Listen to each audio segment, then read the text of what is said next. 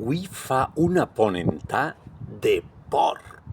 I en contrast amb això, i sobretot amb els temes que solen preocupar les emissores de ràdio i de televisió generalistes, hi ha la xarxa d'emissores municipals i altres excepcions comptades, on la notícia amable ocupa un espai, ocupa el seu espai, coneixedors com són que cada vegada més les notícies positives atreuen l'interès, bastant més que no les negatives.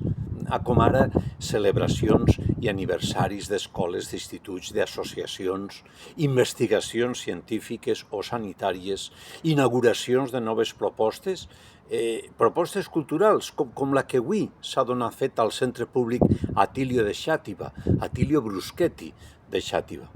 Les notícies de proximitat fan més comboi que no aquelles que apareixen als telediaris forçats i descontextualitzats. Gràcies que la societat encara actua en positiu. De no ser així, la truita hauria girat fa anys.